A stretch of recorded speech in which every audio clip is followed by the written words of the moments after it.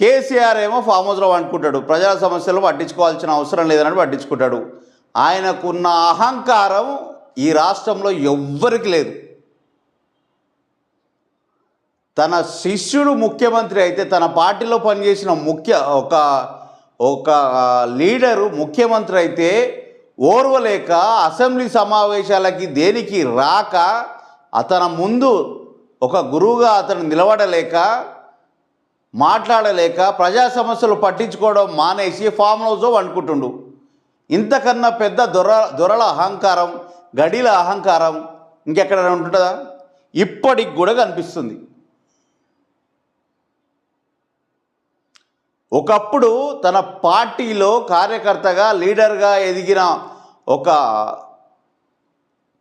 ఒక లీడర్ రేవంత్ రెడ్డి టీఆర్ఎస్లో పనిచేసిండు, టీడీపీలో పనిచేసిండు, కాంగ్రెస్లో పనిచేసి ముఖ్యమంత్రి అయ్యిండు. వాడు ముఖ్యమంత్రి అయితే నేను పోయి సభలో కూర్చొని వాడిని వాదించుకుంటూ కూర్చోవాలనా? సారీ, వాడంటున్నందుకు ముఖ్యమంత్రి అంటే కేసీఆర్ ఆవహించినేమో ఆ మాట వచ్చింది, సారీ. ముఖ్యమంత్రి రేవంత్ రెడ్డి అయితే నేను పోయి సభలో మాట్లాడాలనా? మీరేం చేస్తారని కొడుకుకో, అల్లుడికి, కూతురికి చెప్పి పంపిస్తుండు. ఇక్కడ ముఖ్యము ప్రజలు, నిన్ను ఎన్నుకున్న ప్రజలు, నిన్ను ఎన్నుకున్న నియోజకవర్గం, అక్కడున్న సమస్యలను సాల్వ్ చేయమని ముఖ్యమంత్రిగా 10 సంవత్సరాలు కూర్చోబెట్టిరు. ఎమ్మెల్యేగా ఒక 5-6 సంవత్సరాలు, 6-7 టర్మ్స్ నిన్ను ఎమ్మెల్యేగా నిలబెట్టిరు. ఆ ప్రజలని సంక్షేమం కోసం, ఆ ప్రజల సంక్షేమం, ప్రజాసేవను మర్చి, వాళ్ళ సమస్యలు మర్చి, వాళ్ళ సమస్యల పరిష్కారాన్ని మర్చి నువ్వు ఫామ్ హౌస్లో పడుకొని డబ్బులు ఇస్తే ఓట్లు వేస్తారు, గెలుస్తా, మళ్ళీ నెక్స్ట్ టైం చూద్దాం, మనమే సీఎం అనే అహంకారం చూడు, అది దారుణం. అలాంటి అహంకారం ఉంటే మళ్ళీ నువ్వు ఫామ్ హౌస్కే పరిమితం కావచ్చు.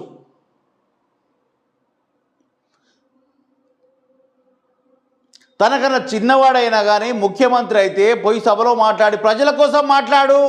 నీ అహంకారం, నీ లీడర్, నీ పార్టీలో పనిచేసిన లీడర్ ముఖ్యమంత్రి అయితే ఆ ముఖ్యమంత్రి ముందు నేను మాట్లాడాలనే అహంకారం ఉంది చూడు, అదే నీ పతనానికి దారి.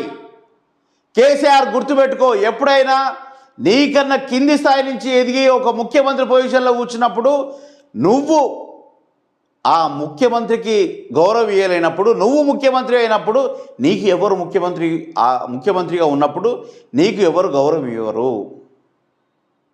నువ్వు ఆ కుర్చీకి గౌరవిస్తేనే నీకు ఆ కుర్చీకి గౌరవిస్తుంది. నువ్వు ఆ కుర్చీకి గౌరవం ఇవ్వనప్పుడు నీకు ఆ కుర్చీ ఎందుకు? నువ్వు ప్రతిపక్ష లీడరు అయితే అసెంబ్లీలోకి పోయి కూర్చొని మాట్లాడాలి. ప్రజా సమస్యల మీద ప్రజల కోసం పోరాటం చేయాలి. అన్ని చేసి అలసిపోవచ్చు, కానీ నువ్వు ప్రతిపక్ష లీడర్వి, ఇప్పుడు ప్రతిపక్ష పార్టీ లీడర్వి. సరే, నా కొడుకు, అల్లుడు, కూతురు నా పార్టీ లీడర్లు ఉన్నాయనుకొని నువ్వు హాయిగా ఫామ్ హౌస్లో కూర్చోవచ్చు. కానీ వాళ్ళందరూ వచ్చింది ఒక లెక్క, నువ్వు వచ్చింది ఒక లెక్క. నువ్వు వస్తే లెక్కలన్నీ మారిపోతాయి.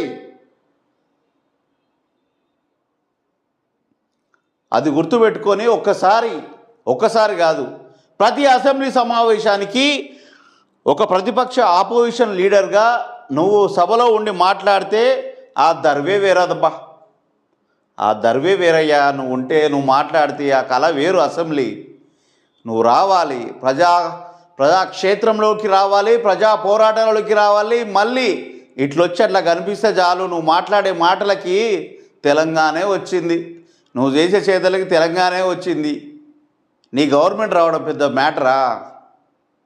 నువ్వు తలుచుకుంటే ప్రజాక్షేత్రంలో ఉండు, ప్రజా సమస్యల మీద పోరాటం చేయి, అసెంబ్లీకి వెళ్ళి మాట్లాడు. నీ మాట ప్రజలు వినాలని చాలామంది చూస్తున్నారు.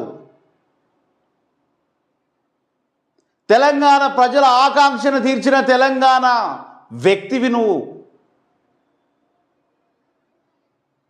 తెలంగాణ కోసం పోరాటం చేసి తెలంగాణనే తీసుకొచ్చిన మహానుభావుడివి నువ్వు ఆ ప్రజల కోసం మాట్లాడకుండా ఫామ్ హౌస్లో పడుకుంటే నీకు విలువ తగ్గుతుంది. నువ్వు ఒకప్పటి దొరలకి తేడా లేదు అనేది నువ్వు అలానే రాసుకుంటే చరిత్రలో నీకు విలువ లేకుండా పోద్ది. ఒక్కసారి నువ్వు మళ్ళా కాలు ప్రజాక్షేత్రంలో పెట్టి ప్రజల కోసం పోరాటం చేయి, మళ్ళీ నీ గవర్నమెంట్ నీకే వస్తుంది. కానీ దొర అహంకారం ముందు చూసినావా, వాడెంత వీడెంత, వాడి ముందు నేను మాట్లాడాలా అనేది ఆ మనిషి యొక్క పత్రానికి నాంది.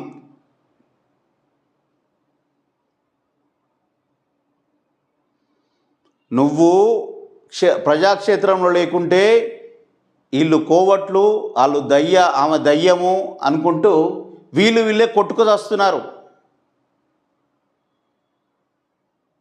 రావయ్యా, నువ్వు ప్రజాక్షేత్రంలోకి రా. నువ్వు వస్తే అది వేరే లెవెల్ అయ్యా. కేసీఆర్ అయ్యా రా, ప్రజాక్షేత్రంలోకి వచ్చి ప్రజా సమస్యల మీద పోరాటం చేయి.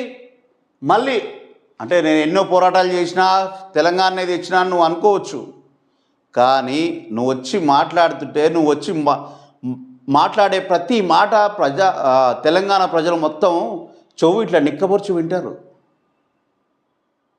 కేసీఆర్ మాటలు అంత అద్భుతంగా ఉంటాయి. అబద్ధాలు చెప్పినా నిజంగా ఉంటాయి, తీయగా ఉంటాయి. తెలంగాణ ప్రజలకి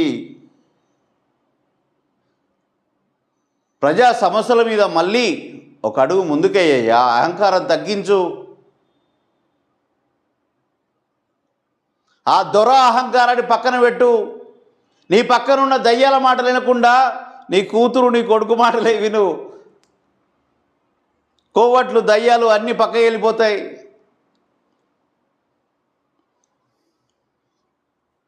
నువ్వు నమ్మితే నువ్వు మళ్ళొక్కసారి నువ్వు నమ్మిన వ్యక్తిని ఎవరిని నమ్మవు. ఫస్ట్ కేసీఆర్ ఎవరిని నమ్మడు, కొడుకు కూతుర్ని కూడా నమ్మడు, అల్లుని కూడా నమ్మడు. ఎవరిని ఎక్కడ ఎలా ఉంచాలనో కేసీఆర్కి తెలుసు. సరే, అది అహంకారం అనుకోవచ్చు, ఇంకేమన్నా అనుకోవచ్చు, నియంత అనుకోవచ్చు, ఇంకేదైనా అనుకోవచ్చు, కానీ కేసీఆర్ ఈజ్ కేసీఆర్. కేసీఆర్ ఎప్పుడైనా ఒక గొప్ప లీడరే. తెలంగాణ ఉన్నంత వరకు కేసీఆర్ చరిత్రలో లిఖించుకోండు కేసీఆర్ పేరుని. కల్వకుంట్ల చంద్రశేఖరరావు ఇదొక చరిత్ర అని.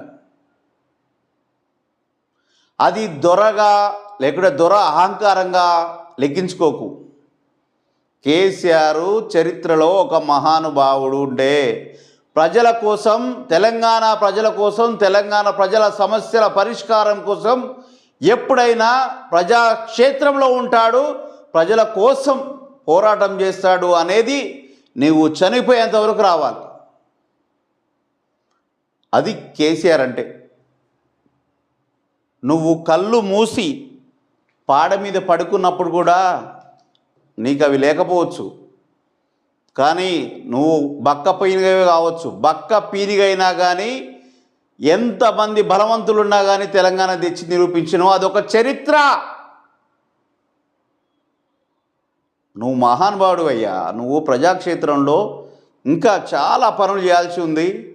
నువ్వు ప్రజాక్షేత్రంలో ప్రజా అసెంబ్లీలోకి రా. అసెంబ్లీలోకి వచ్చి ఈ గుంట నక్కలు, ఈ పిల్లులు, ఈ కుక్కలు మొరుగుతుంటే వాటిని పట్టించుకోకుండా ప్రజల కోసమే మాట్లాడు, ప్రజల కోసమే పనులు చేయి. ప్రజా సమస్యల పరిష్కారం కోసం నువ్వు అడుగు ముందుకై మళ్ళీ నీ సర్కారు వస్తుంది. ఇలాంటి డ్రామాలు వద్దు, ఈ కోవట్లు, దయ్యాలు ఇవన్నీ వద్దు. నువ్వు వస్తే ఇవన్నీ తుష్షు. వీళ్ళు అంతా నీ కడుపున పుట్టిరు, కానీ వీళ్ళు కూడా సగం నీ నేమ్ చెడగొడుతురు. అది నువ్వు ఒక్కసారి మార్చేసుకుంటే మళ్ళీ నీదే సర్కార్. అవకాశం ఉన్నప్పుడే నీ పాదాన్ని ప్రజాక్షేత్రంలో పెట్టయ్యా కేసీఆర్ అయ్యా.